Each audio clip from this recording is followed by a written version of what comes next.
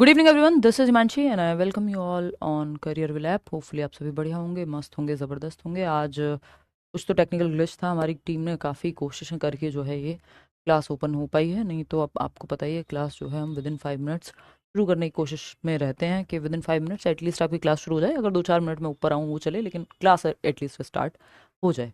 गुड़िया पूछ लीजिए भाई, क्या पूछना था सभी को। Good evening, good evening, good evening. बहुत बढ़िया जी, है ना। स्टार्ट करते हैं आज की कहानी और फिर बढ़ेंगे आगे। ठीक, हम प्याजे की स्टेजेस करने वाले थे। लास्ट क्लास आपने देख ली होगी, अगर लाइव नहीं अटेंड की होगी तो भी आप देख चुके होंगे। ठीक है ना।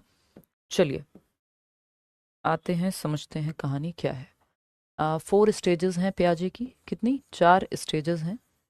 और इन 4 स्टेजेस की जब हम बात कर रहे हैं तो इसको याद कराने का सिंपल तरीका मेरा रहता है कि SPCF। क्या? SPCF, sensory motor, pre operational, concrete operational और फॉर्मल ऑपरेशनल। ठीक है, इसको शॉर्ट फॉर्म में SPCF कहते हैं। बट मतलब ये हमने बनाया, कहते तो कहाँ ही है, अब तो बहुत लोग कहते हैं। बट ये सारी शॉर्ट फॉर्म्स इंटरनेट पे पहली बार हम लोगों ने ही डिस्कस की हैं लेट्स लर्न पे। हम लोगों ने एज इन लेट्स लर्न के माध्यम से मैंने और सुनी है आपने, है ना। मैं बोलना मुझे अगेन बहुत अनकंफर्टेबल सा लगता है, आपको पता ही है। SPCF बोले तो इसको कई लोग शॉर्ट में एक कहानी की तरह याद रख सकते हैं। ये एक फ्रेज है जो ऑलरेडी अवेलेबल है। सम पीपल, ये मैंने नहीं बनाया है। Some people can't focus. Can't focus, आजकल ADHD का ज़माना है ना। ज़्यादा देर ध्यान किसी का टिकता नहीं है। ज़्यादा देर ध्यान किसी का टिकता नहीं है। ठीक है, सम पीपल कांट फोकस। तो यानी S for sensory motor stage, P for pre operational stage, C for concrete operational stage और F for formal operational stage. बात सही है या नहीं है? चलिए, तो ये स्टेजेस पे हम बाद में आएंगे। उससे पहले एक और डिबेट डिबेट है जो प्याजे के बारे में कही जाती है। वो क्या है कि ये डेवलपमेंट को कॉन्टिन्यूस ना मान करके डिसकॉन्टिन्यूस मानते हैं। ये 1 नंबर में क्वेश्चन आया हुआ है। बात सही है नहीं है? ये कॉन्टिन्यूटी वर्सेस डिसकॉन्टिन्यूटी की डिबेट है जो डेवलपमेंट में हम पढ़ते हैं। और ये सब तो आपको पता ही है कि एक स्विस साइकोलॉजिस्ट, फिलोसोफर, जेनेटिक एपिस्टेमोलॉजिस्ट, इनको जो आप कहना चाहें, प्याजे ने बहुत सारे काम किए हैं जो अहम भूमिका जिन्होंने निभाई है आज की पेडागोजी में या चाइल्ड डेवलपमेंट में। तो स्विस साइकोलॉजिस्ट, ये क्या है? मेंटल डेवलपमेंट भी इसको कह सकते हैं, यानी प्याजे का कॉग्निटिव डेवलपमेंट की स्टेजेस हैं। पेपर में पूछ लिया जाता है किसने 4 इंटेलेक्चुअल डेवलपमेंट की स्टेजेस दी हैं, यानी बौद्धिक विकास की स्टेजेस दी हैं।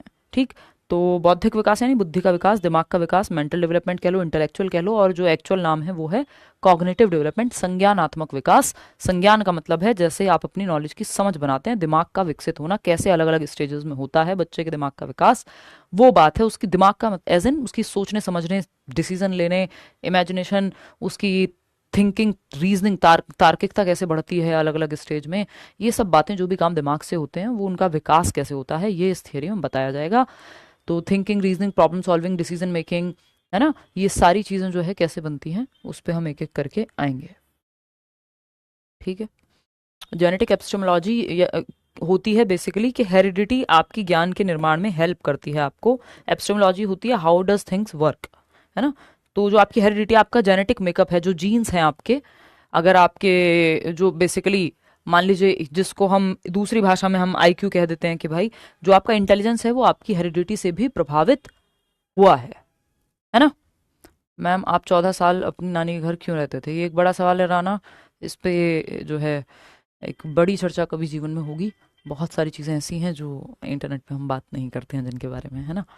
तो अभी तो इसके इसकी कई सारी थियोरीज हैं और इसकी एक ऑब्जेक्टिव थियोरी भी है, उस पर चर्चा कभी और करेंगे, है ना। देखो, ऐसे दुखती रग पे हाथ रखते हो, देखो मतलब मेरे लिए तो अच्छा ही एक्सपीरियंस था। देखिए, अगर हम बात करें नोट की, मतलब नोट एज इन याद रखने के लिए, as per प्याजे development is discontinuous, यानी विकास एक असतत प्रक्रिया है। प्याजे के अनुसार विकास एक असतत प्रक्रिया है। असतत बोलें तो अनिरंतर या फिर डिसकॉन्टिन्यूस प्रोसेस है। क्या है? डिसकॉन्टिन्यूस प्रोसेस है। डिसकॉन्टिन्यूस प्रोसेस है। ठीक है, डिसकॉन्टिन्यूस प्रोसेस है, यानी ये सतत नहीं है, ये कोई कॉन्टिन्यूटी में नहीं चलेगी कि बिना स्टेज के, ये स्टेजेस में चलती है टूट करके। इसका मतलब ये नहीं है कि बस एक उम्र के बाद अब विकास नहीं होगा, नहीं, इसका मतलब है ये स्टेजेस से होकर के गुजरती है विकास की प्रक्रिया के। सेंसरी मोटर जन्म से 2 वर्ष में इतना, फिर 2 से 7 वर्ष में इतना, है ना, 7 से 11 में इतना, फिर 11 से 15 में इतना, ये 4 स्टेजेस में इन्होंने बांटा हुआ है। चाहे वो कोहलबर्ग हो, कोई और व्यक्ति हो, जो भी बात स्टेज में तोड़ करके, एज में डिवाइड करके स्टेजेस की करता है, वो कहीं ना कहीं ये कहता है कि विकास, डेवलपमेंट क्या है, डिसकॉन्टिन्यूस है। ये आपसे पूछ लिया जाता है, एक और इमेज आपको दे दी जाएगी साथ में, और कहा जाएगा कौन सी प्याजे के विकास को दर्शाती है। तो ये कॉन्टिन्यूटी है, इसमें स्टेज नहीं है। ये वाइगॉत्स्की इसकी बात करते हैं, वो एज महत्वपूर्ण नहीं मानते, लेकिन प्याजे की स्टेज में एज का बहुत, या प्याजे की थियोरी में एज का बेहद महत्व है। ठीक है मंजुनाथ, आप भेज दीजिए, मेल कर दीजिए अपने डाउट्स। क्लियर है इतनी बात? कोई दिक्कत, परेशानी, दर्द, समस्या इस बात को समझने में अगर हो तो आप बता सकते हैं। अब एक क्वेश्चन है आपके सामने, Jean Piaget's theory of cognitive development implicates that, मतलब पियाजे की जो ये थियरी है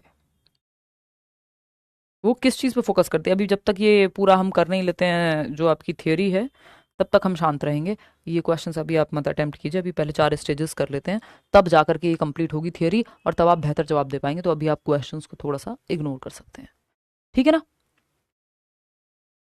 देखिए, और ये बात हम कर चुके हैं कि कंस्ट्रक्टिविज्म यानी रचनावाद, यानी सोचने की एक विचारधारा है, ये बच्चों को एक्टिव रखने की बात करता है।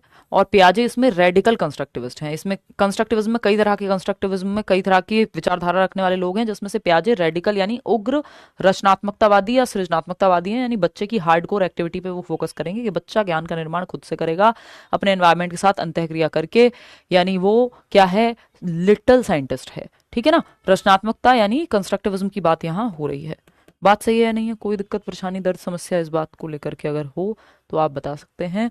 रोल ऑफ अ टीचर यानी फैसिलिटेटर का है जो रोल है, यानी सुविधादाता है टीचर, माहौल प्रोवाइड कराएगा। ठीक है, अभी आप चाहें तो एक सवाल आप कर सकते हैं, नहीं तो मैं सवाल को अभी अवॉइड ही करना चाहूंगी। हम आते हैं स्टेजेस पे, सवाल हम तब करेंगे जब पहले कर लें इस थियरी को। बीच बीच में कुछ कुछ कॉन्सेप्ट आएंगे, वो मैं आपको बताते हुए चलूंगी। बात सही है? ठीक है जी, कोई दिक्कत, परेशानी अगर आपको है तो आप बता सकते हैं। ठीक है, तो पहली स्टेज पे ही आते हैं, सेंसरी मोटर स्टेज। 4 स्टेजेस हैं, ये आपको याद होगा, पिछली बार हमने डिस्कस किया था। एसिमुलेशन मतलब कुछ ऐड करना एग्जिस्टिंग स्कीमा में, एग्जिस्टिंग आपकी प्रीवियस नॉलेज में कुछ नया ऐड करना, है ना। दाल चावल आपको पता था, मिला के खाना सीखा, एसिमुलेशन, ऐड कर लिया कुछ। तो जब कुछ ऐड कर रहे हैं एग्जिस्टिंग स्कीमा में तो एसिमुलेशन है ना। जैसे आपको पता है कि पेन, ये भी कंपनी है पेन की, ये भी कंपनी है, एक रेड, एक कैट होती है वाइट, एक कैट होती है ब्लैक, आपने ऐड कर लिया ब्लैक कैट को भी। आज से पहले मान लो आपने ब्लैक कैट नहीं देखी थी, फिर आपने ऐड कर लिया, नहीं ब्लैक कैट भी होती है, यानी काली बिल्ली भी होती है। फिर आपके दिमाग में आई कि ब्राउन बिल्ली भी होती है, तो बिल्ली के स्कीमा में आपने ब्राउन बिल्ली भी ऐड कर ली, या ऑरेंज कैट, बेसिकली ब्राउन तो क्या कहें। फिर आपको ऑरेंज कैट दिखी, आपने कहा हाँ, जो दिमाग में और जो दुनिया में दिख रहा है वो बराबर है, ठीक है, बैलेंस में है। इक्विलिब्रेशन मतलब बैलेंस में है, ठीक है ना। किसका बैलेंस बना हुआ है? जो दिमाग में है, यानी कैट का स्कीमा दिमाग में है, जो आपने ऐड किया था कि आपकी ऑरेंज कैट होती है एक, ये आपके दिमाग में है। आपके कैट के स्कीमा में 3-4 चीजें पड़ी हुई हैं, ठीक। आपने, अब मान लीजिए देखी पिंक कलर की कैट और आपने उसको फिर से कैट के स्कीमा में ऐड कर लिया, ये एसिमुलेशन है। व्हाइट कलर की देखी और व्हाइट कलर के ऐड कर लिया, यानी कैट का स्कीमा था, उसमें कुछ नया जोड़ लिया जो एग्जिस्टिंग था, ठीक है ना। अब जब आप वही चीज देखते हैं, आपने ऑरेंज कैट देखी, बच्चे ने बेसिकली देखी कि क्या है, ये एक संतरी बिल्ला है। आप वो देखते होंगे ना इंस्टाग्राम पे, बड़े मीम आते हैं, वो बिल्ला जो है किसी को काटता पीटता रहता है, ठीक है ना। तो अब वो आपने देखा उसको, और आपने क्या किया, आपने एक काम किया, उसको आपने पहचान लिया, ये ऑरेंज कैट है। बच्चे ने बेसिकली, मान लीजिए 5 साल का 7 साल का बच्चा है, जो भी है, अब बैलेंस में है दिमाग, यानी संतुलन में है, इक्विलिब्रेशन में है, कि जो देखा और जो वो सोच रहा है वो दोनों बैलेंस में है। एक नई सिचुएशन आई। नई सिचुएशन क्या है? नई सिचुएशन बेसिकली हो सकता है बिल्ली जैसा कोई कुत्ता दिख जाए, और डॉग, और उसको लग रहा है ये क्या है, ये एक कैट ही है, ऑरेंज कलर की, वैसे से ही रंग का दिखता है, एक पूंछ है उसकी भी, एक मुंह है, और एक 4 टांगे हैं, और छोटा सा है, उसको लग सकता है ये कैट है। अब नई सिचुएशन में उसने कहा ये तो कैट है। अब किसी ने कहा ये कैट नहीं है, ये तो डॉग है। अब उसके दिमाग में डॉग का स्कीमा नहीं है, या उसको लगा ऐसा कैसे हो गया यार, मेरी इन्फॉर्मेशन में तो ये डॉग ही है। जैसे प्लेन का स्कीमा था, किसी पक्षी को उड़ते हुए देखा, पक्षी का स्कीमा था, बर्ड सीखा हुआ था बच्चे ने, लेकिन गलती से उसने क्या किया, एरोप्लेन को या हेलीकॉप्टर को बर्ड कह दिया। अब उसको वो करेक्ट करना पड़ेगा। करेक्ट करने के लिए एकोमोडेशन लगता है, एडजस्टमेंट करना पड़ेगा, पुराने स्कीमा में मैनिपुलेशन करना पड़ेगा, या नया स्कीमा बनाना पड़ेगा। तो डिसइक्विलिब्रियम क्या है? डिसइक्विलिब्रियम है डिसबैलेंस की स्थिति। क्या है? डिसबैलेंस की स्थिति, यानी जो दिमाग में डेटा है और जो बाहर दुनिया में देख रहे हैं दोनों मैच नहीं हो रहे। मतलब क्या हुआ भाई, जो उसने कहा था कि ये तो कैट है डॉग को, ठीक, अगर हम बात करें तो कैट कहा था डॉग को, डॉग देख के उसने कहा ये तो कैट है, किसी ने कहा नहीं बेटा ये कैट नहीं है, ये डॉग है। अब उसको या तो डॉग का उसके पास स्कीमा होगा तो वो बना लेगा अच्छा अच्छा हाँ डॉग होता है, ये भी एक तरह का डॉग हो सकता है, उसमें एडजस्ट कर लेगा। या फिर उसको करेक्ट करना पड़ेगा, करेक्ट तो करना ही पड़ेगा क्योंकि उसने डॉग बोल दिया कुत्ते को, कुत्ता बोल दिया बिल्ली को, तो उसको वो करेक्ट करना पड़ेगा, एडजस्ट करना पड़ेगा, मैनिपुलेट करना पड़ेगा, अडेप्ट करना पड़ेगा। तो ये जब एडजस्टमेंट, मैनिपुलेशन और इस तरह के शब्द जहां यूज होते हैं आसान भाषा में, वैसे ही कई बार कॉम्प्लिकेट करता है, तो आपको पूरे सेंटेंस में देखना होगा कि क्या पूछा है हमसे, ठीक है ना। तो एडजस्ट करना हो, मैनिपुलेट करना हो, मैनिपुलेट करना हो, ठीक है ना, अडेप्ट करना हो, अडेप्टेशन तो बेसिकली इन दोनों में ही आ जाता है, ठीक है ना। एसिमिलेशन और एकोमोडेशन के माध्यम से, इन दो प्रक्रियाओं के माध्यम से बच्चा क्या है, अडेप्ट करता है। अडेप्टेशन के अंदर ही आती हैं ये दोनों प्रक्रियाएं, एसिमिलेशन और एकोमोडेशन की। फिर से एक बार समझ लीजिए, मुझे पता है इसको समझने में आप लोगों को दिक्कत होती है, इसीलिए मैं बार बार इसको क्लियर कर रही हूँ कि तभी हम आगे बढ़ें। ये बेसिक कॉन्सेप्ट है, इसका मैं क्वेश्चन भी कराऊंगी कि कई लोग जो हैं इसको लेकर के परेशान हो जाते हैं, ठीक है ना।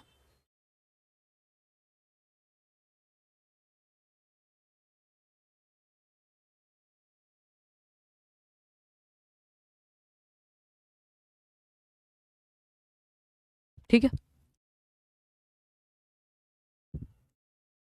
आत्मसात करना, आत्मसात करना और समायोजन, जिसको हम कह रहे हैं, क्या कह रहे हैं, समायोजन,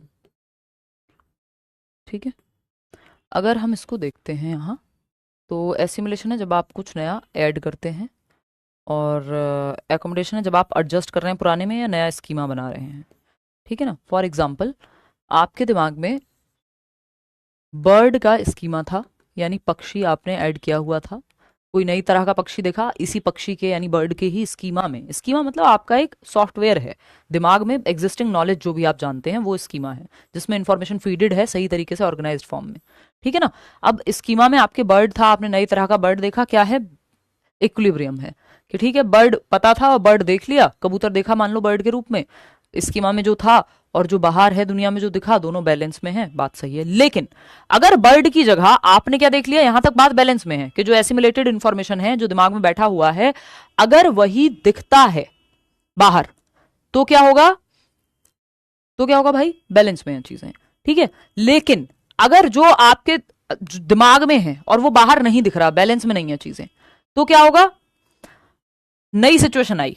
अब बर्ड का स्कीमा था, लेकिन एरोप्लेन को देख के या हेलीकॉप्टर को देख करके उसने क्या किया,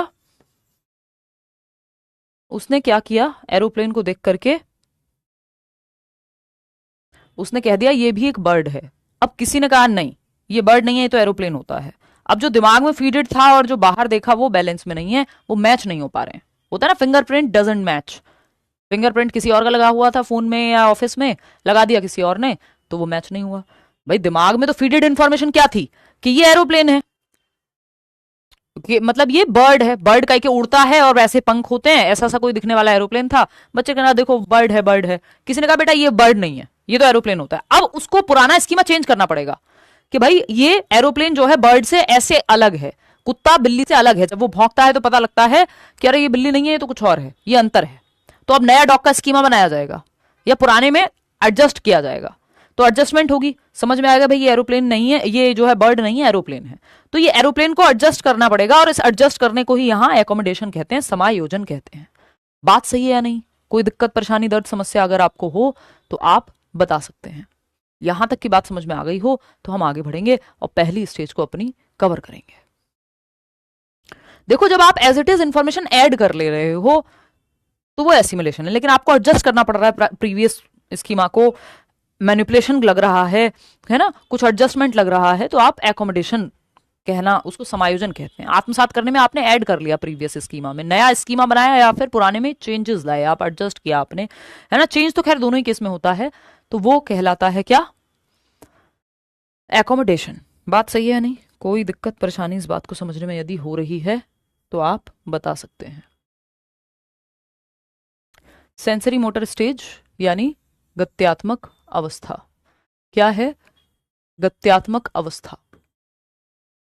गत्यात्मक अवस्था। बात ठीक है? स्टेज क्या है? जन्म से 2 वर्ष। जन्म से 2 वर्ष।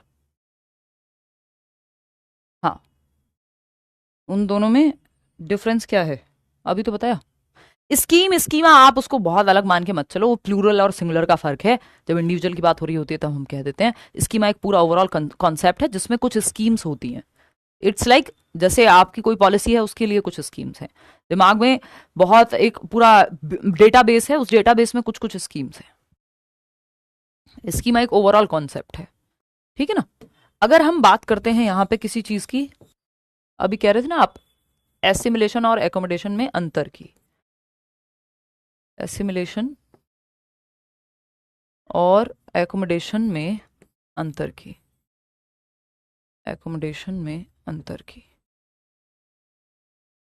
यानी समायोजन।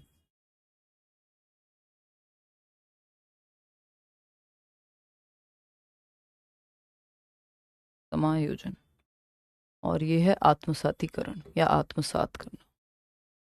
सिंपल, आपने ऐड कर लिया।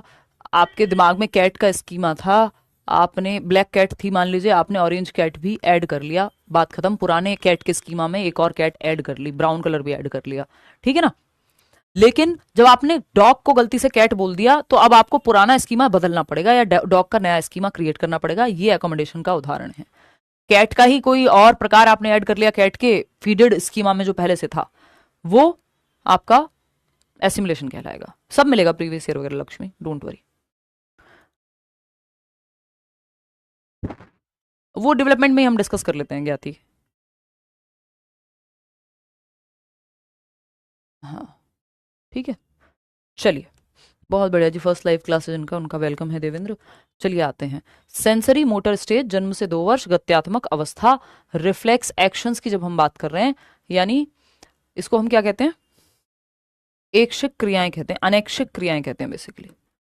अनैच्छिक क्रियाएं। अनैच्छिक क्रियाएं। अनैच्छिक क्रियाएं, ठीक है। Senses are teachers. मतलब क्या है इसका? देखिए, सेंसरी मोटर स्टेज है, पहले तो हमें इसका नाम से ही समझना पड़ेगा।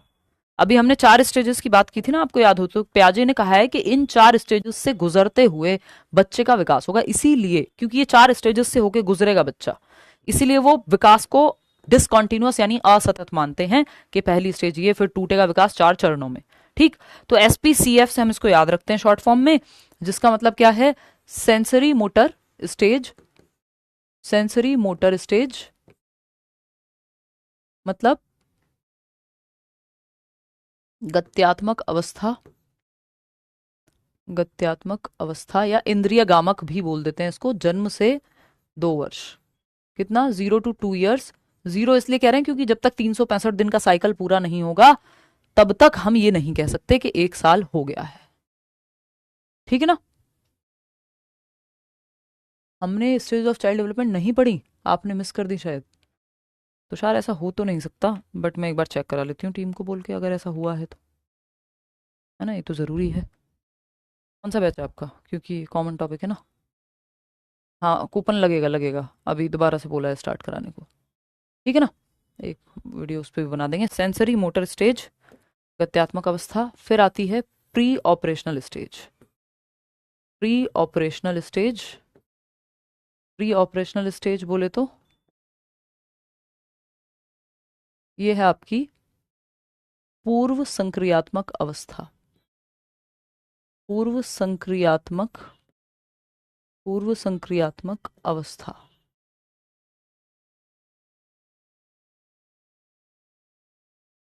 पूर्व संक्रियात्मक अवस्था ये 2 से 7 वर्ष है। 2 से 7 वर्ष, बात सही है या नहीं? 2 से 7 वर्ष, क्लियर है? करा देंगे, कोई बात नहीं। महमूद एक बार अपना बैच का नाम लिखो, मोहम्मद आमिर, ठीक है, लिखो फटाफट से। 2 से 7 वर्ष। अभी आएंगे कॉन्क्रीट ऑपरेशनल, सी से कॉन्क्रीट ऑपरेशनल। कॉन्क्रीट ऑपरेशनल जिसको हम मूर्त संक्रियात्मक अवस्था कहते हैं। क्या कहते हैं? मूर्त संक्रियात्मक अवस्था। मूर्त संक्रियात्मक, मूर्त संक्रियात्मक अवस्था, मूर्त संक्रियात्मक अवस्था, ठीक है। फॉर्मल ऑपरेशनल बोले तो, फॉर्मल ऑपरेशनल, फॉर्मल ऑपरेशनल,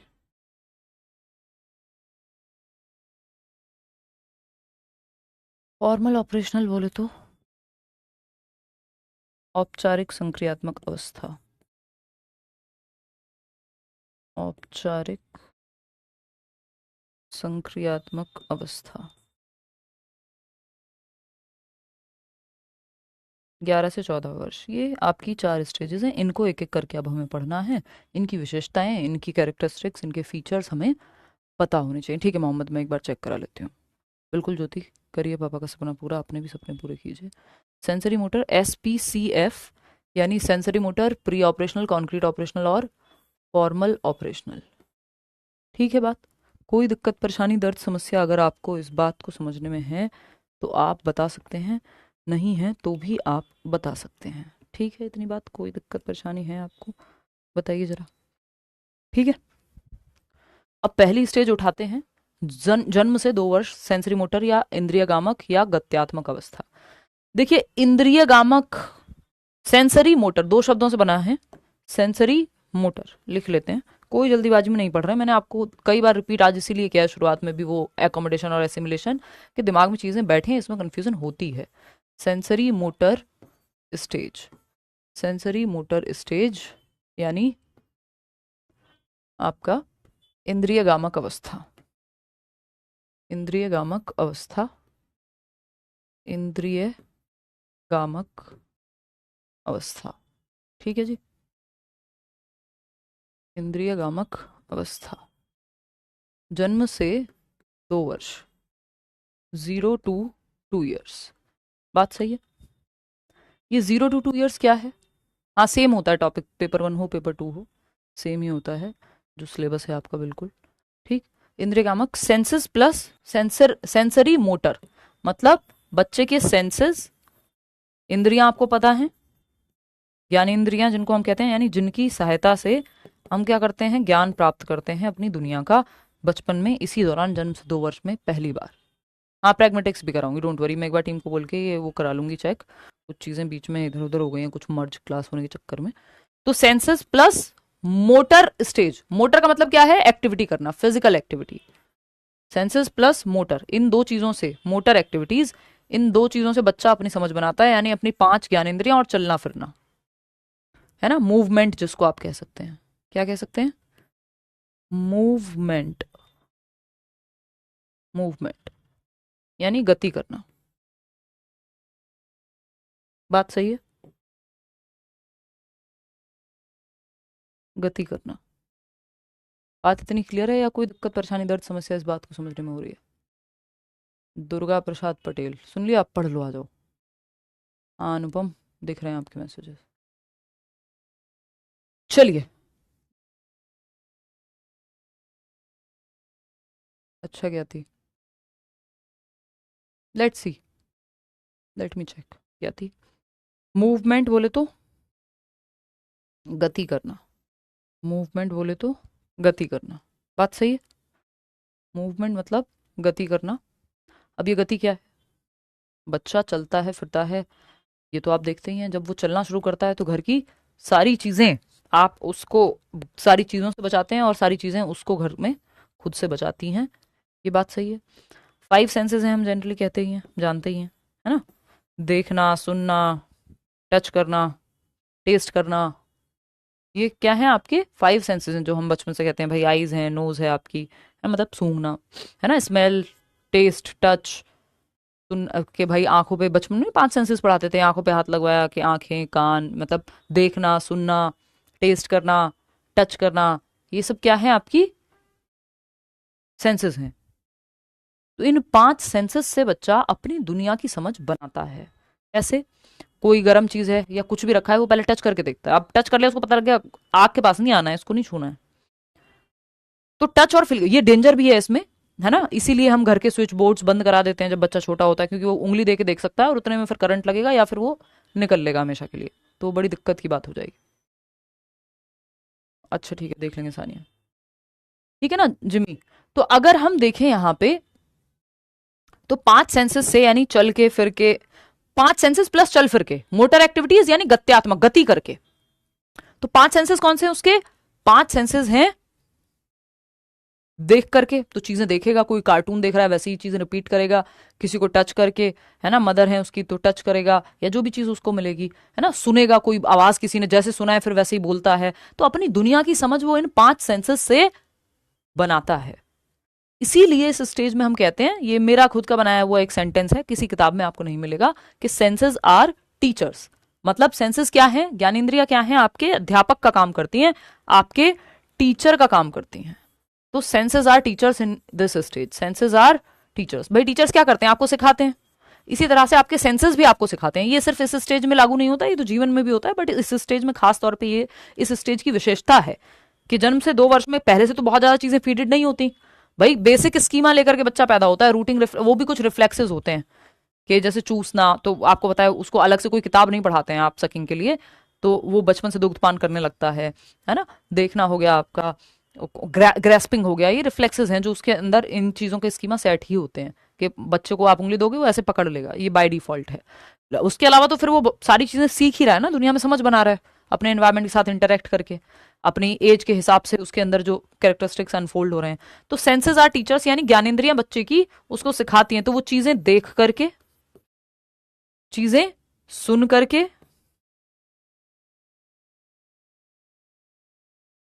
और क्या करेगा, टेस्ट करके। हर चीज मुंह में देख के देखता है, आपने देखा ही होगा, कोई भी चीज होगी। अब वो कई बार इस चक्कर में आप भी परेशान हो जाते हैं, तो अपने 5 सेंसेस से क्या करेगा वो, स्मेल करके और टच करके, इन 5 सेंसेस से वो अपनी दुनिया की समझ बनाता है। इसी बात को पेपर में पूछ लिया जाता है एक क्वेश्चन के रूप में कि वो कौन सी स्टेज है जिसमें बच्चे सोचते हैं अपनी आंखों से, अपने कानों से, अपने हाथों से, दैट मीन्स सेंसेस से प्लस फिजिकल एक्टिविटीज से।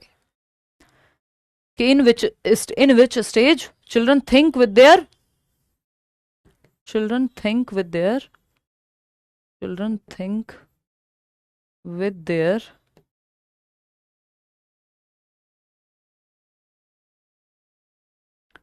eyes, ears, mouth और वट एवर को, और भी कोई सेंसेस इसमें ऐड कर सकते हैं। तो आपको समझ जाना है कि सेंसरी मोटर स्टेज की बात हो रही है।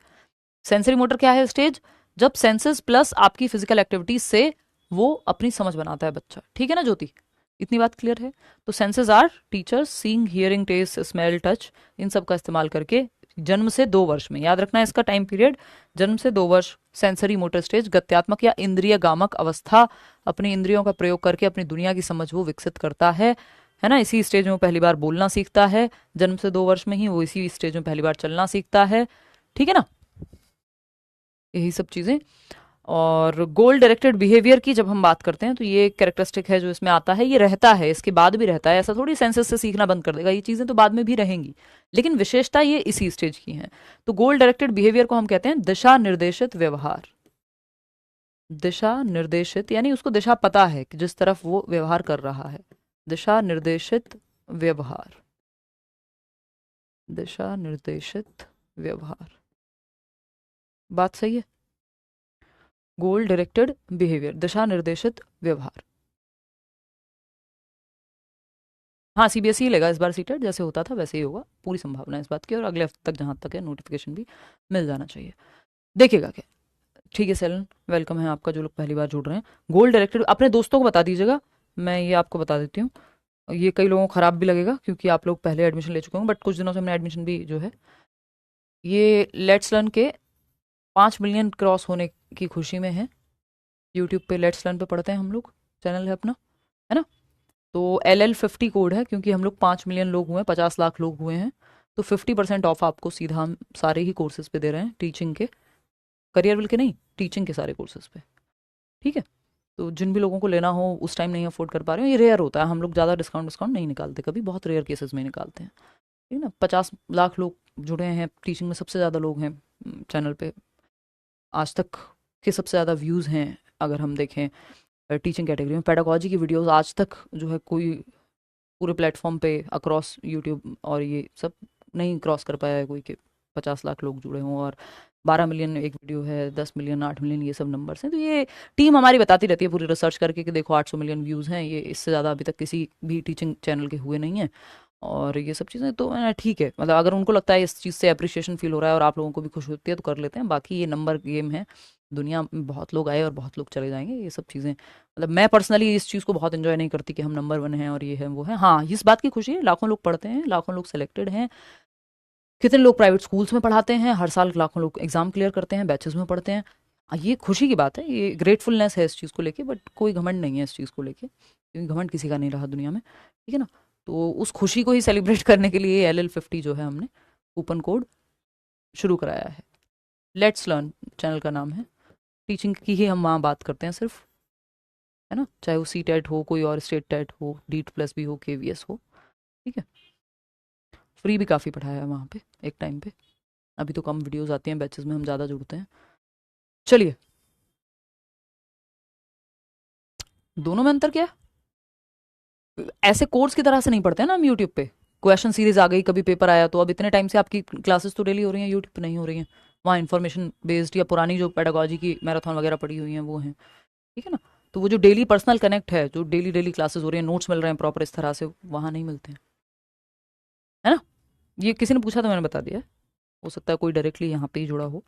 देखिएगा, तो अगर हम बात करते हैं गोल डायरेक्टेड बिहेवियर की, यानी दिशा निर्देशित व्यवहार की, तो बच्चा एक दिशा में व्यवहार करने लगता है। यानी मान लीजिए पेन या एक बॉटल है पानी की, आज तो है ही नहीं यहाँ पे, पानी की बॉटल है और वो टेबल पे रखी हुई है, अब उसको वो दिख गया, उसके लिए वो दिशा है, उसके लिए वो उसका गोल है, वो पानी की बॉटल, पानी की बॉटल जो है बच्चे के लिए उसका गोल है, बच्चे के लिए उसका गोल है पानी की बॉटल, है ना। यहाँ हम बना देते हैं, एक पानी की बॉटल रखी हुई है, ढक्कन भी हमको लगाना पड़ेगा पानी की बॉटल पे, वेट, अरे यार, है ना, पानी की बॉटल पे हमको लगाना पड़ेगा एक ढक्कन,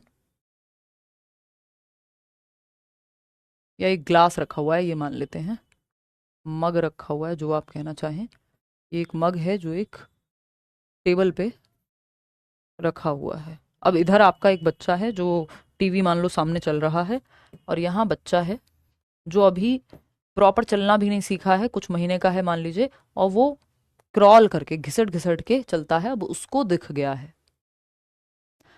नहीं, करियर विल के टीचिंग बैचेस पे LL50 कोड है, क्योंकि लेट्स लर्न पे जो है हम पढ़ते हैं टीचिंग एग्जाम्स के लिए, और करियर विल का टीचिंग सेक्शन पूरा मैं देखती हूँ, ये आप जानते हैं।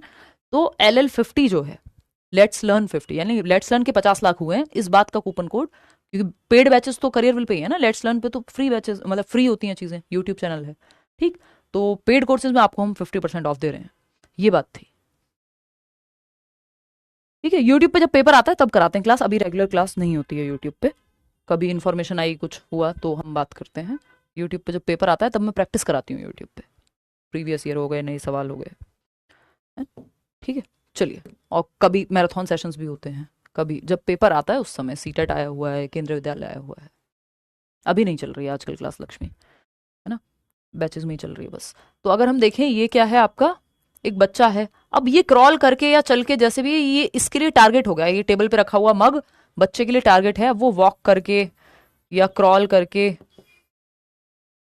इसकी तरफ बढ़ेगा, तो ये उसके लिए गोल डायरेक्टेड बिहेवियर हो गया, यानी गोल है बच्चे के सामने इस मग तक पहुंचना। गोल क्या है इस बच्चे के सामने, मग तक पहुंचना, गोल डायरेक्टेड बिहेवियर, दिशा निर्देशित व्यवहार, दिशा निर्देशित व्यवहार, बात सही है, दिशा निर्देशित व्यवहार। तो एक दिशा में वो काम करना शुरू कर रहा है, यानी एक्टिविटी कर रहा है, उसको हम बिहेवियर या व्यवहार कह रहे हैं, कि उसकी तरफ उसने बढ़ना शुरू कर दिया बच्चे ने। किसकी तरफ? अपने एक गोल की तरफ। अब वो गोल ऐसा नहीं कि आपकी तरह उसको कोई केंद्रीय विद्यालय या सीटेट या डीट प्लस भी क्रैक करना है, कि या यूपीएससी क्रैक करना है। बच्चे के लिए थोड़ी, ये जन्म से 2 वर्ष के बच्चे के लिए, जब आप बच्चे थे ये थोड़ी गोल थे। ये गोल तो समाज की वजह से बनते हैं, बनाए जाते हैं। क्यों? क्योंकि दुनिया में एक सिस्टम है, नौकरी पाने से एक स्टेबिलिटी आती है। और 15 कहानियां हमने सुनी हैं, और वैसे हो सकता है हमें ज़्यादा भटकना पड़े, लेकिन एक नौकरी की तैयारी अगर हम कर लेंगे और नौकरी ले लेंगे तो स्टेबिलिटी आ जाएगी लाइफ में, यही सब सोच करके। लेकिन ऐसा थोड़ी कोई बच्चा, जब आप पैदा हुए थे तो यही आपका गोल था। तभी मैं बोलती भी हूँ कि नौकरी नहीं मिल रही वो दुनिया का आखिरी गोल नहीं, कि अब दुनिया खत्म हो गई है। चीजें करिए, दुनिया में बहुत कुछ है करने को, है ना। आ जाइए, मतलब तैयारी करिए अपनी पूरे मन से। ऐसा नहीं है कि तैयारी नहीं करिए, लेकिन ऐसा नहीं है कि नौकरी नहीं तो जीवन खत्म, वो नहीं होना चाहिए। बहुत सारे केसेस आप लोग सुनते हैं। कोई बात नहीं, बहुत बड़े। सलमा कह रही है कि मैंने लेट्स से पढ़ा था लेकिन 9 नंबर से रह गया था, तो बेस या फाउंडेशन बिल्ड करना था। एग्जैक्टली सलमा, बहुत लोग फ्री में निकालते हैं, बहुत लोग कई बार रेगुलर क्लासेस चाहिए होती है। तो हर व्यक्ति के लिए अलग जवाब होता है। ये कहना कि नहीं सिर्फ पेड पढ़ लो या सिर्फ फ्री में ही पढ़ लो, वो आपको अपने हिसाब से देखना है कि भाई रेगुलर क्लासेस चाहिए, नोट्स भी चाहिए, बैच में फिर डिस्ट्रैक्शन भी नहीं चाहिए कि यूट्यूब पर तो गाने की भी वीडियो साथ में आ रही होगी, है ना। ऐड भी नहीं देखने हैं, सारे टीचर्स भी चाहिए, तो ये सारी चीज़ें हैं। अभी तो नहीं दुर्गा। तो ये एक बच्चे के लिए गोल हो गया। जो ये मग रखा हुआ है या कोई और सामान रखा हुआ है, वो उसको स्विच बोर्ड में उंगली डालने का मन कर रहा है, तो वो उसके लिए गोल है, वो उधर जाएगा। कोई चीज़ उसको दिख जाए वो उसको पकड़ने जाएगा, तो वो उसके लिए गोल है। तो ये गोल डायरेक्टेड बिहेवियर, यानी गोल की दिशा में व्यवहार करना सीखता है बच्चा पहली बार यहीं। ऐसा नहीं कि इसके बाद नहीं रहता, ये होता है इसके आगे स्टेज, ये तो जीवन भर रहता है। आप चाहें तो गोल की तरफ बढ़ सकते हैं, कोई और गोल हो जाएगा फिर। एक चीज है ऑब्जेक्ट परमानेंस। क्या है ऑब्जेक्ट परमानेंस? जिसको हम कहते हैं वस्तु स्थायित्व, यानी वस्तु उसके दिमाग में स्थायी हो जाती है। वस्तु स्थायित्व, वस्तु स्थायित्व, बात सही है नहीं? कोई दिक्कत परेशानी? Object permanence, object permanence. देखिएगा, तो अगर हम ऑब्जेक्ट परमानेंस की बात करते हैं, ऑब्जेक्ट परमानेंस की जब हम बात कर रहे हैं, यानी ऑब्जेक्ट परमानेंट हो गया है उसके दिमाग में, ये कॉन्सेप्ट बताता है ऑब्जेक्ट परमानेंस। ऑब्जेक्ट परमानेंस, वस्तु स्थायित्व, वस्तु स्थायित्व,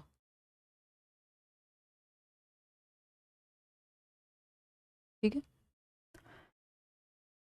इसका जो लैक ऑफ, ये ध्यान से सुनिएगा, इसमें कंफ्यूजन होती है बहुत लोगों को। लैक ऑफ ऑब्जेक्ट परमानेंस भी इसी स्टेज में है, सेंसरी मोटर में ही। और achievement of this trait, achievement भी इसी स्टेज में, यानी उपलब्धि भी इसी स्टेज के खत्म होते होते आ जाती है बच्चे में, कि ऑब्जेक्ट परमानेंट लगने लगता है उसको दिमाग में। अभी बताऊंगी क्या होता है।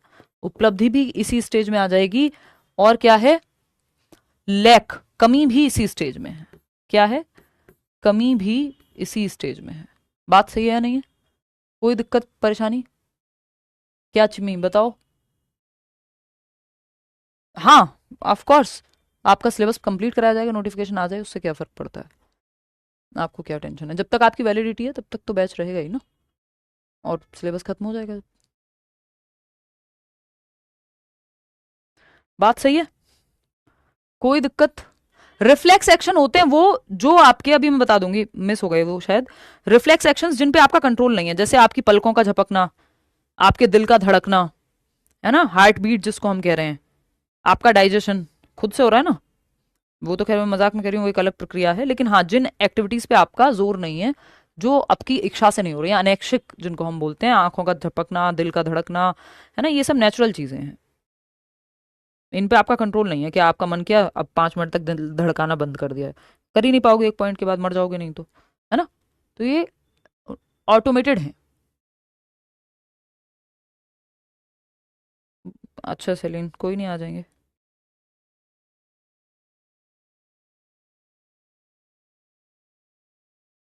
भाई योगा वगैरह करो जिनको दिक्कत है। चले आगे बढ़े, कोई दिक्कत? मुस्कान, बहुत बढ़िया। तो ऑब्जेक्ट परमानेंस यानी वस्तु स्थायित्व, वस्तु का दिमाग में स्थायी हो जाना। मतलब क्या है, आप देखेंगे 2 महीने का बच्चा होगा, आप ने उसको कोई चीज दी होगी, कोई वो आते हैं बहुत सारे सकिंग के लिए कुछ कुछ इंस्ट्रूमेंट, जिससे जैसे वो वैसे लगते हैं जैसे वो जो दूध की बॉटल होती है ना उसमें निप्पल होती है, तो उस तरह की चीज जो है उसको दे दीजिए आप। तो वो सकिंग के लिए बच्चों को चाहिए होता है, दांत निकल रहे हैं तो कुछ तो, और तो वो मान लीजिए खेल रहा है उस तरह की चीज से, आप ले जाएंगे थोड़ी देर भी नहीं रोएगा वो, उसको याद भी नहीं रहता। धीरे धीरे वो रोने लगेगा अपने खिलौनों के लिए, अपनी चीजों के लिए। पहले आप ले जाते वो थोड़ी देर में भूल जाता था, कि out of sight out of mind, नजर के सामने नहीं है, भूल गए, है ना। बचपन का प्यार था बिल्कुल स्कूल का, है ना, एकदम चाइल्डहुड स्वीट हार्ट्स टाइप। फिर लड़के के या लड़की के पिताजी का एडमिशन, वो सॉरी ट्रांसफर हो गया, वो आर्मी में थे मान लीजिए, लड़का कहीं और चला गया, लड़की कहीं और चली गई, कुछ दिन फोन पे मैसेज पे बात हुई, फिर नया प्यार वहां मिल गया, मतलब out of sight out of mind हो गया। हमेशा ऐसा हो जरूरी नहीं है, क्योंकि अडल्ट में जरूर ऐसा नहीं होता ये तो, लेकिन ये एक कॉन्सेप्ट है जहां से ये बात आई है, तो ये आपको याद रहेगा मैं क्या कहना चाह रही हूँ। Out of sight out of mind यानी नजर से दूर तो दिल से भी दूर, दिमाग से भी दूर। ऐसा बच्चे के लिए होता है शुरुआत में, बाद में नहीं होता, क्योंकि उसको चीजें फिर याद रहती है, मेमोरी उसकी डेवलप होनी शुरू हो जाती है, तो चीजें याद रख पाता है वो। एक समय के बाद, कुछ महीने बाद, मान लीजिए 8-9 महीने का बच्चा है, तो धीरे धीरे आनी शुरू हो जाती है। तो लैक मतलब कमी भी इस स्टेज में है। अगर 3 दिन का बच्चा है उसको नहीं याद रहेगा कौन सा खिलौना आपने लिया और कहाँ रख दिया, लेकिन 13 महीने का बच्चा है तो उसको याद रहेगा। फिर वो रोएगा, मेरी खिलौना कहाँ रखा है, मतलब मेरे सामने नहीं है खिलौना लेकिन कहीं तो है, मतलब कोई चीज एग्जिस्ट करती है बेशक मेरे सामने ना हो, मम्मी कहीं तो होंगी। तो out of sight out of mind नहीं होता, ऑब्जेक्ट परमानेंट होने लगता है दिमाग में इस स्टेज के अंत तक आते आते, लेकिन शुरुआत में लैक ऑफ ऑब्जेक्ट परमानेंस रहता है, शुरुआत में इसका अचीवमेंट नहीं होता, ये दिमाग में उसके ये एबिलिटी नहीं होती कि ऑब्जेक्ट परमानेंट रहे, वो भूल जाता है थोड़ी देर बाद कौन आया कौन नहीं आया। धीरे धीरे फिर आप देखेंगे वो पहचानने लगता है, ये फलानी दादी जी हैं, ये हैं, ये वो हैं, ठीक है ना। तो ये out of sight out of mind का जो कॉन्सेप्ट है, out of sight out of mind, ये अब नहीं होता। शुरुआत में तो होता है जब उसका जन्म हुआ है कुछ महीने तक, out of sight out of mind, यानी आप सामने नहीं है तब भी आपको चिंता होती है चीजों के बारे में, आप तब भी सोच पाते हैं। बच्चा तब भी खिलौने, मम्मी जो है नमकीन छिपा करके गई हैं या बिस्किट छिपा करके गई हैं, अगर आप मिडिल क्लास या लोअर मिडिल क्लास फैमिली से आते हैं तो रिलेट कर पाएंगे मेरी इस बात से। तब भी आपको पता है कि यानी घर में नमकीन बिस्किट तो हैं बेटा, कहीं तो ढूंढो उनको, किसी डब्बे में तो रखे हुए होंगे। यानी अब out of sight out of mind नहीं होता, शुरू में हो जाता कुछ महीने तक, अब तो आपको याद रहता है। तो एक बार जो एबिलिटी आ गई वो आ गई, तो out of sight out of mind नहीं होता, इस स्टेज के अंत तक अचीवमेंट हो जाता है।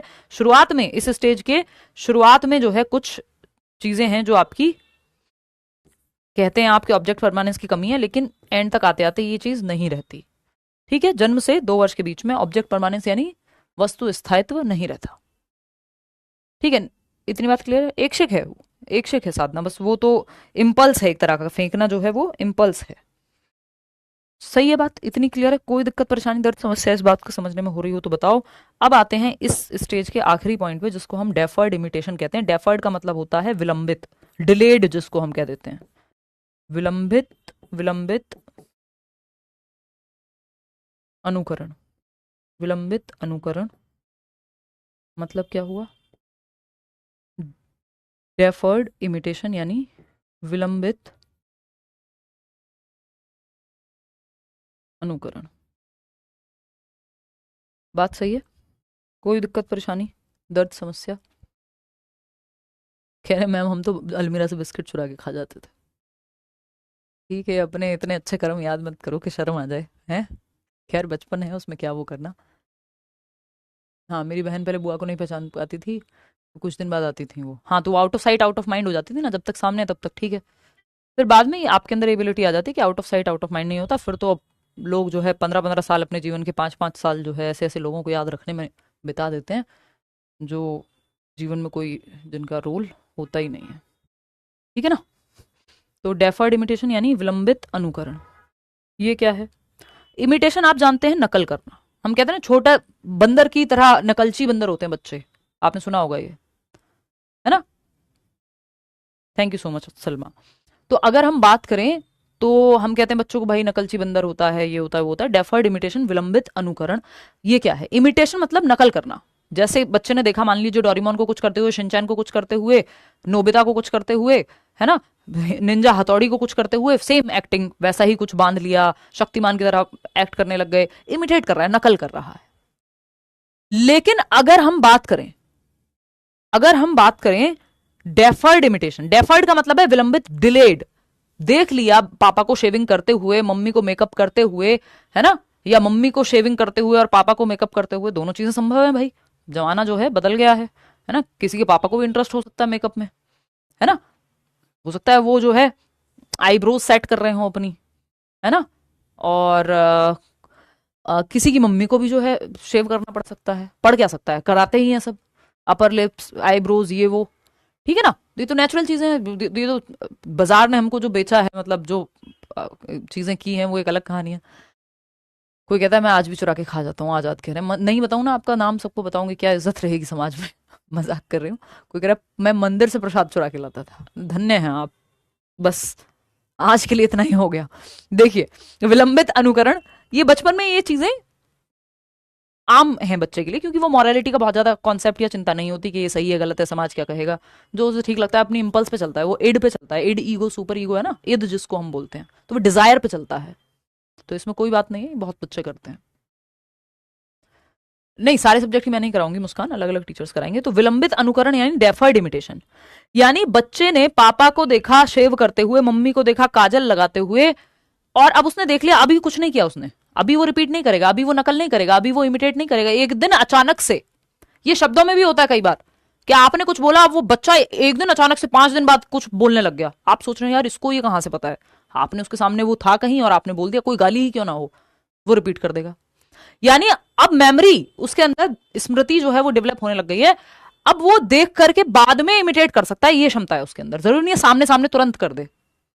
तो इसको हम डेफर्ड इमिटेशन कहते हैं, कि आप एक दिन शेव कर रहे थे बच्चे के सामने, या रोज करते हैं, अचानक से 5 दिन बाद वो कहीं आपको, आप घर पे गए और वो पूरा रेजर घुमाता हुआ दिख रहा है अपने फेस पे, डेफर्ड इमिटेशन है। आप गए घर पे और उसने मम्मी को देखा था मेकअप करते हुए, तो एक दिन कुछ दिनों बाद आपने देखा कि अब, या सामने नहीं किया, आपके जाने के बाद कर लिया, तब भी डेफर्ड ही है, क्योंकि तुरंत नहीं किया ना। तो वो क्या करेगा, अब आप देख रहे हैं उसको, उसने काजल लगाया हुआ है होठों पे और लिपस्टिक लगाई हुई है आंखों पे, सोचिए कितना सुंदर लग रहा होगा। तो ये है आपकी, वो तुषार देखेंगे, ये पता नहीं क्यों कहा गया है, बट देख लेंगे, मैं करा देंगे, कोई ना कोई तो कराएगा ही, क्यों टेंशन लेते हो, ठीक है ना। फिर मैं एंड में मैराथन करा देती हूँ सबकी, तो कवर हो जाता है। तो ये क्या है, डेफर्ड इमिटेशन है, यानी विलंबित अनुकरण है। तो ये कब हो रहा है, जन्म से 2 वर्ष के बीच ये सारी चीजें हो रही हैं। जन्म से 2 वर्ष के बीच रिफ्लेक्स एक्शंस, यानी अनैच्छिक क्रियाएं, उसका हार्ट बीट, पलकों का झपकना, जो ऑटोमेटेड क्रियाएं हैं वो होती हैं, तो वो धीरे धीरे कम होने लगती हैं, और सेंसस से वो सीखने लगता है। फिर उसका कंट्रोल आने लगता है कि भैया ऐसा नहीं है कि कोई हाथ में उंगली रखे तो हमेशा ही पकड़े वो। बहुत बढ़िया शुभम। तो reflex action, senses are teachers, goal directed behaviour यानी दिशा निर्देशित व्यवहार, ऑब्जेक्ट परमानेंस, दिशा निर्देशित आपको पता है टेबल पे या कहीं भी उसको कोई चीज दिख रही है तो वो उसके लिए गोल जैसा होता है।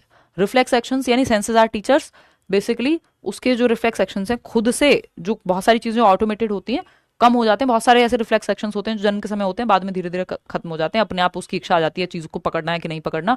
नहीं तो जन्म के समय तो आप देखेंगे या कुछ टाइम बाद ही रिफ्लेक्स होता है कि बच्चे के हाथ में अगर आप पेन रखेंगे या उंगली रखेंगे तो ऐसे पकड़ ही लेता है, कुछ भी आ जाए वो पकड़ लेता है, ठीक। तो रिफ्लेक्स एक्शंस धीरे धीरे कुछ ही बच जाते हैं, जैसे आंखों का झपकना, हार्ट बीट, ये तो कुछ रह जाते हैं जीवन भर, बाकी खत्म हो जाते हैं, और सेंसस के माध्यम से वो सीखता है। तो children, in which stage children think with their eyes and in their with their heads, sorry hands. तो ये कौन सी स्टेज है जिसमें बच्चा अपने कानों से, अपने हाथों से, अपनी आंखों से सोचता है, तो यही स्टेज है, क्योंकि इसी में वो अपने सेंसस से और मोटर एक्टिविटीज से समझ बनाता है। दिशा निर्देशित व्यवहार, किसी एक गोल, किसी एक वस्तु को या किसी एक स्टेज की तरफ चलने को वो गोल बना सकता है। ऑब्जेक्ट परमानेंस, जो भी चीज उसे इंटरेस्टिंग लग जाएगी उसकी तरफ बढ़ने लगेगा, टीवी हो कुछ और हो, वो उसके लिए गोल है उस समय। ऑब्जेक्ट परमानेंस यानी जो चीज सामने नहीं है उसके बारे में भी वो चीजें याद रख पाएगा। डेफर्ड इमिटेशन है विलंबित अनुकरण, यानी बाद में भी वो नकल कर सकता है जो चीजें वो देख रहा है। ये जन्म से 2 वर्ष के बीच होने वाली सारी चीजें हैं। एक और चीज हमें याद रखनी है, नेक्स्ट स्टेज हम करेंगे नेक्स्ट क्लास में, कि ऑब्जेक्ट परमानेंस का लैक यानी कमी शुरुआत में इस स्टेज के ऑब्जेक्ट परमानेंस अचीव नहीं हुआ होता, और एंड तक आते आते अचीवमेंट ऑफ ऑब्जेक्ट परमानेंस हो जाता है, यानी वस्तु स्थायी होने लगती है दिमाग में। लेकिन 2 दिन के बच्चे के दिमाग में कोई वस्तु स्थायी नहीं होती, देखेंगे दुर्गा तब का तब। ठीक है, तो ये छोटी छोटी बातें। अब आपका कोई डाउट हो इस टॉपिक को लेकर के तो आप बता दीजिएगा। और ये जो कूपन कोड था इसके बारे में दोस्तों को बता दीजिएगा, ये बहुत दिनों तक जो है करियर रूल पे चला, बट मैं बता नहीं पाई ये टीचर्स प्रोटेस्ट के चलते, है ना। ठीक है, और कोई सवाल हो तो आप पूछ लीजिए, मैं 2 मिनट आपको देती हूँ, फिर हम मंडे जो है जहाँ तक है आपका हो सकता है, हाँ हो क्या सकता है, होगा ही ऑफ। मुझे जो है अपने भाई के साथ डॉक्टर के पास जाना है, उसको थोड़ी सी समस्या है, तो कल भी पूरा दिन उसी में रहा, तो मतलब टाइम वहाँ लगेगा ही ना, दिन भर का काम है एक तरह से, कई सारे असेसमेंट्स हैं ये वो। तो मंडे, क्योंकि आज मतलब कल रक्षाबंधन है, फिर परसों संडे है, तो डॉक्टर भी नहीं मिल पाएगा। तो ट्यूसडे, ट्यूसडे आपकी क्लास होती है, हो सकता है ट्यूसडे, मतलब नहीं ट्यूसडे तो ऑफ होता है आपका, तो वेंसडे ही मिलेंगे, मंडे ऑफ है इस बार, है ना। रक्षाबंधन की छुट्टी आप मेरी तरफ से ले लीजिए, हालांकि कल सैटरडे है तो कल की तो छुट्टी है ही। MWF में आपकी क्लास होती है, सिलेबस हम आसानी से कंप्लीट कर लेंगे, उसकी टेंशन आप मत लीजिएगा। अगर मुझे लगा कि मैं ले पाती हूँ ट्यूसडे क्लास तो ले लूँगी, अदरवाइज बहुत कम चांसेस हैं, आप वेंसडे ही मिलिएगा सीधे, है ना, सीधा वेंसडे ही आप मिलिएगा। ठीक है, बाकी हैप्पी रक्षाबंधन इन एडवांस, अपनी रक्षा खुद भी करना सीखिए, और बाकी तो आप जानते ही हैं, भाई बहन सबसे रक्षा कराइए, आप करिए उनकी रक्षा।